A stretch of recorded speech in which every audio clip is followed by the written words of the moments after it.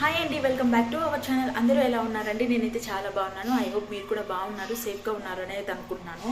First time అండి నేను ఒక కుకింగ్ బ్లాగ్ అయితే చేయబోతున్నాను. ఏంటంటే గిజర్స్ ఫ్లై అండి. అది వచ్చేసి మనము మా కడప, మా రాయలసీమలో అయితే వాటిని ముక్కుడుకాయలు అని అయితే అంటాము. చాలా సింపుల్గా ఈజీగా ఎలా చేసుకోవాలో చూపించేస్తాను, చూసేయండి. వీటిని అయితే మేము ముక్కుడుకాయలు అంటామండి. ఇది మంచిగా తెచ్చుకొని చిన్న చిన్న పీసెస్గా అయితే కట్ చేసుకొని ఇందులో ఉప్పు, పసుపు, ఇంకా కరివేపాకు, కొంచెం ఆనియన్ అయితే వేసి మంచిగా దీన్ని బాయిల్ చేయాలండి. ఇలా సాఫ్ట్గా అయ్యేంత వరకు బాయిల్ చేయాలి. దాని తర్వాత ఏం చేస్తానో నాతో పాటు మీరు కూడా చూసేయండి.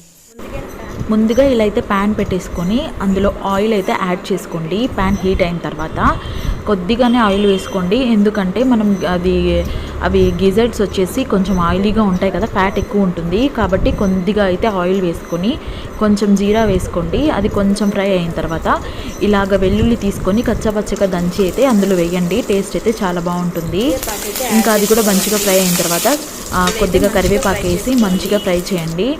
దాని తర్వాత 2 పచ్చిమిర్చి తీసుకొని చీలికలుగా చేసి ఇందులో వేసుకొని అవి కూడా 2 మినిట్స్ బాగా ఫ్రై అయ్యేలాగా చేసి దాని తర్వాత అయితే కొద్దిగా ఆనియన్స్ అయితే వేసుకోండి. ఎక్కువ అయితే ఆనియన్స్ వేయొద్దండి, ఎందుకంటే స్వీట్నెస్ అయితే వచ్చేస్తుంది, టేస్ట్ ఎంత మంచిగా అనిపించదు.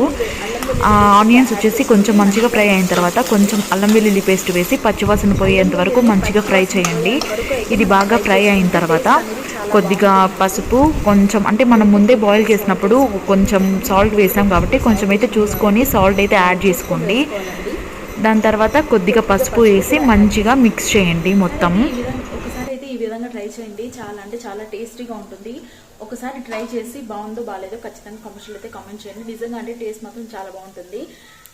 సరే, నెక్స్ట్ ప్రాసెస్ ఏదో నాతో పాటు మీరు కూడా చూసేయండి. మనం ముందుగా బాయిల్ చేసుకున్న గ్రీజర్ట్ అయితే అందులో వేసేసి మంచిగా అయితే ఫ్రై చేయాలండి. మనం ఇందులో పసుపు అన్నీ వేసుకున్నాం కాబట్టి ఉప్పు కొంచెం చూసుకొని అయితే యాడ్ చేసుకోండి. ఇది 2 మినిట్స్ ఆయిల్లో మంచిగా ఫ్రై అయిన తర్వాత మీరు ఎంత తినగలిగితే అంత కారం అయితే యాడ్ చేసుకోండి. మేమైతే కొంచెం రాయలసీమ వాళ్ళం కాబట్టి కొంచెం అయితే బాగానే వేసుకుంటాము. ఇంకా కొద్దిగా ధనియాల పొడి అయితే యాడ్ చేయాలి. గరం మసాలా, చికెన్ మసాలా కూడా వేసి మంచిగా లో ఫ్లేమ్లో పెట్టి ఫ్రై చేయండి, ఎందుకంటే మసాలాలు అనేది మాడిపోయి డిఫరెంట్ టేస్ట్ అయితే వస్తుంది. ఈ ఒక్క విషయం అయితే గుర్తుపెట్టుకోండి. మీరు కనుక నా ఛానల్ ఫస్ట్ టైం చూస్తున్నట్టయితే సబ్స్క్రైబ్ చేసుకోండి. మీరైతే అందరు నా వీడియోస్ చూస్తున్నారు, నన్ను సబ్స్క్రైబ్ అయితే చేసుకోలేదు, ప్లీజ్ నా ఛానల్ సబ్స్క్రైబ్ చేయండి. ఇంకా అదంతా మంచిగా 2 మినిట్స్ ఫ్రై అయిపోయిన తర్వాత కొత్తిమీర వేసి కొద్దిసేపు అలాగే ఉండాలండి. కొత్తిమీర ఫ్లేవర్ అనేది చాలా సూపర్గా ఉంటుంది ఇందులోకి. థ్యాంక్ యూ ఫర్ వాచింగ్ అండి. మీకు నాకు అందరికాయ ఫ్రై నచ్చినట్టయితే ప్లీజ్ లైక్ చేయండి. థ్యాంక్ యూ ఫర్ వాచింగ్ అండి. Bye friends.